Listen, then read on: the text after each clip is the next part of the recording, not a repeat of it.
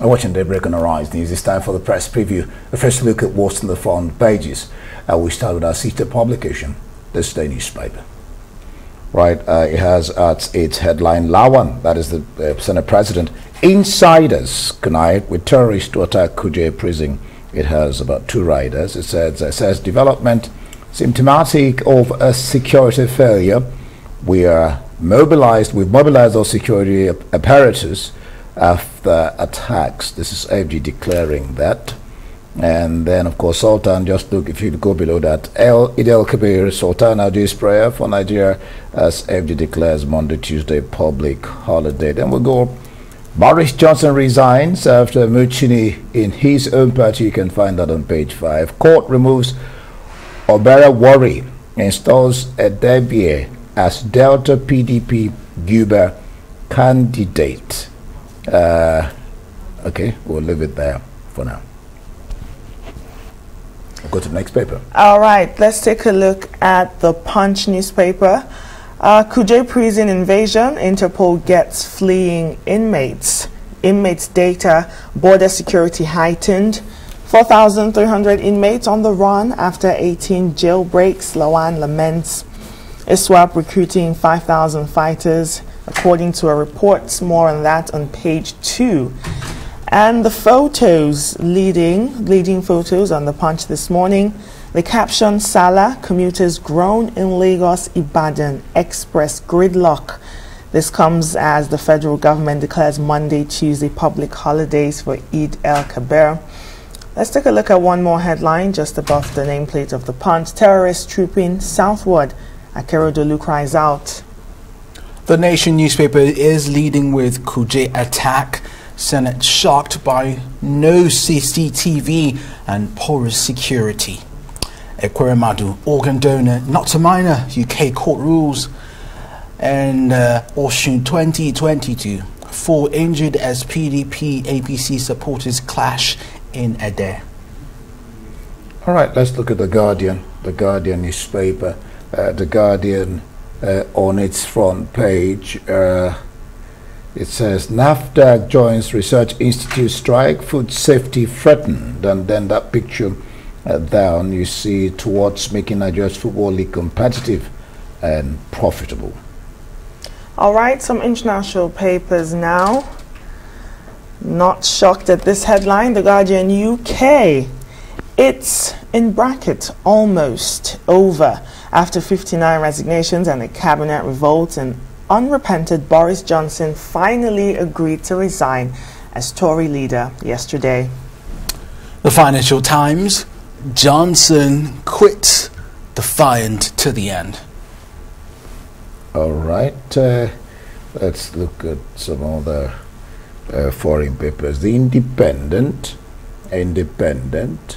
a newspaper there. It's all black with number 10 going, but still in number 10. After another flurry of resignations, Johnson finally says he'll step down when new leader is chosen, but concern grows over months ahead as caretaker prime minister. All right, for the press preview, let's bring in Emmanuel Bello as usual, who joins us from our outside studio. Emmanuel, good morning. Thanks for joining us. Still on the topic of the Kuje prison attack. On This Day newspaper, taking the angle of the Senate President Ahmed Lawan, who went in with some of his colleagues to take a look at the aftermath of that attack. And he says, amongst many other things, insiders connived with terrorists to attack Kuje prison. He was so shocked at how over 300 terrorists could plan an attack for weeks or for months and plan that out, execute it with no interference, no backup was called. What are your thoughts on what's been going on surrounding this Kuje prison attack, as well as all the other prison jailbreaks that have been going on since last year or since this administration? Well, good morning, Ngaji. Kenneth, good morning indeed. Good morning. Thank God it's Friday. TGIF.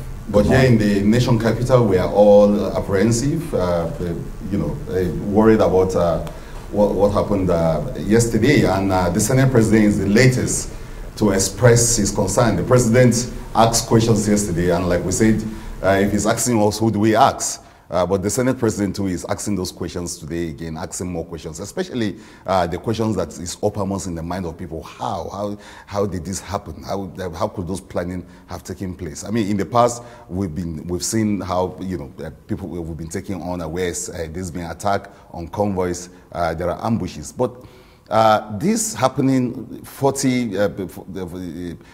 minutes away from the seat of power, is worrisome. And so the Senate President, who is arguably one of the leaders of the ruling party, is also weighing on this, saying that the CCTV cameras weren't working. He's putting the blames squarely on the administration management of the correctional center, and also almost blaming the FCT leadership, and he stopped short at that. Some other people are taking it further. Falana, for instance, is saying that, look, it's the federal government. That's who you should blame. Of course, the Senate President didn't come out so openly about the federal government. But a lot of people say, look, the federal government should own this thing. The presidency is talking about the fact that it's on this, and that it's doing its best to chase the fleeing terrorists, and that it's locking up borders and all of that.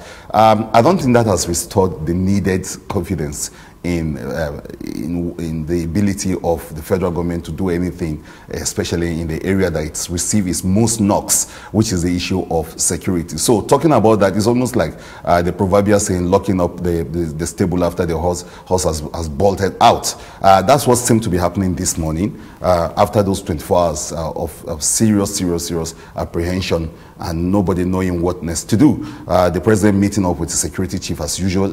It's almost like, it's like deja vu. You have that happening after such surprise attacks. You have those meetings, you have those reassurances, you have those tough talks about apprehending. But the facts on ground are showing something else. You have those, the network Arise just did a very good compendium of this prison break. You will think that after such a long history, one happening even just here, you would think that there will be more to do about these jailhouses in terms of protection than you are. But like the Senate President is saying, even the CCTV cameras were working. Though the courts, the prison officials say that, well, the ones that are not working are the ones close to the gates. It's embarrassing. They shouldn't be talking. As a matter of fact, they should be sacked. And it's amazing that right now nobody is getting any form of sacking. The Minister of Internal Affairs is more interested in announcing the holidays coming up ahead. But though he's saying all sort of thing, he's saying that the prisons are not actually designed to protect or to fight off outsiders, outside aggression. I don't buy that. After what has happened in all those prison break, in most cases, like Lawan is saying, so this happened with connivance of the insiders, and there's always an inside job with people coming from the outside. So you can't say that the training or the kind of preparation or the kind of security in these jailhouses were such to fend off prisoners, mutiny, and not outside. But you had ample opportunity to have studied. You have best practices around the world. You know that prison houses are going to be, whether you like it or not, give or take, going to be, centers of attack from time to time. So you need to actually think about that. He's now saying, the minister is saying, well, prisons as they're designed now, they are not to fend off outside aggression. But we've had those examples in the past. So why hasn't they do anything about it? Emmanuel, this is a correctional facility, a medium security facility that houses the top hardened criminals in the country, top commanders, terrorists. And so definitely what the Minister of Interior Affairs is saying does not stand. It doesn't, Nkechi, because even beyond that, beyond the fact that it's holding some of the hardened criminals you can think about. They've had good examples of those kind of external aggression in the past. To say that the prisons are not designed the way they are right now to fend off such kind of attack, it's a no-brainer, and you couldn't be telling that to a nation that is really reeling and asking questions and looking for answers. And that's, I think, the challenge up ahead, to really find answers to some of this serious question. How, like the Senate President was asking, how did these people plan this in a full month or a week, or I mean weeks, and yet nobody got winds of it. How? It's not possible. You intercept small talks among the ordinary citizens, and you can't get the big ones. And you know what PDP was saying yesterday, that there were ample, intelligence around this issue, but the APC government just failed in implementing it. Nobody has said anything from the APC yet to as a retort or reply to what the PDP charged yesterday very strongly, that no, there were intelligence around this. The government was warned adequately, only that the APC government. So when you're blaming, when the Senate president is blaming, saying that it's an inside job, maybe it's more than just an inside job. It could be something bigger than he's looking at. Emmanuel, the Punch is reporting that 4,300 inmates are on the run after 18 jailbreaks. The holidays are coming. What would you advise citizens in Abuja? What would you advise them to do? Do we close from work at 7 p.m. and start running home? Do we still go to the parks? Should we stand at the bus stops to board the buses, or should we just hide inside?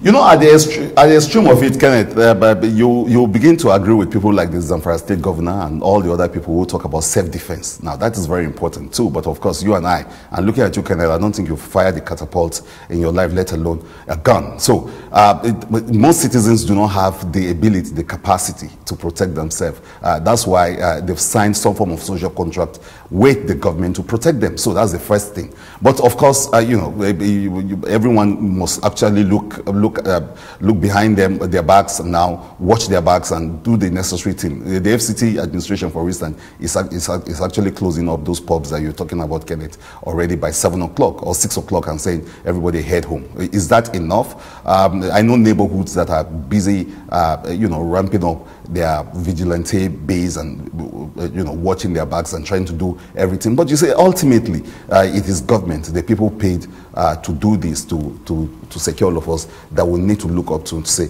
look, you have to provide proactive security for individuals. Of course, people will do what they can do, but ultimately, the citizenry will be at the mercy of the bad guys if government does not step in proactively in dealing with the issues of security. Bello, the nation, just 3 interesting issues. One is the top mast, Ekweremadu, organ donor, not a minor. You had court rules. Then the Osun 2022, 4 injured as PDP APC supporters clash in Ede. You're talking about violence in elections. And then on the Kuje, Ndume urges sanctions for those who failed in their duties. And then the Buhari summons emergency security meeting. You can take those 3 issues in your stride, Emmanuel. Yes, what Ndume is calling for is what should happen. There should be some punishment. It's amazing that we are not hearing of sacks right now. I mean, we should, Nigeria, see, maybe it won't do much, but it will give some kind of, closure and some understanding that, see, something is happening. So when you don't have that, and so the Ndume's call is very important. We said the same thing yesterday in reviewing this. We said, look, heads should rule. I mean, every civilized, democracy, when this kind of thing happens, people take responsibility. Some people resign. We saw Boris Johnson resigning, just because of some of the issues, around the issue of resignation of Boris Johnson are not things that, in third world countries you even consider to be very serious one. You are talking of dereliction of duties. You are talking of the fact that someone was not doing his job for this to have happened. Someone should have been willingly resigning now, or when they are not resigning, you sack them. So Ndume is right. That should happen. For Ekweremadu, well, it's another day in court for him. We're looking forward to the next hearing, but at least he's scored a good goal there to know that guy, David's not a minor. I think that will help in the overall case. We saw footages of Nigerian officials, the senators, going there to support him. It's good for the optics. But beyond that, we'll see whether justice will happen. I don't know about being good for the optics, but thank you so much, Emmanuel.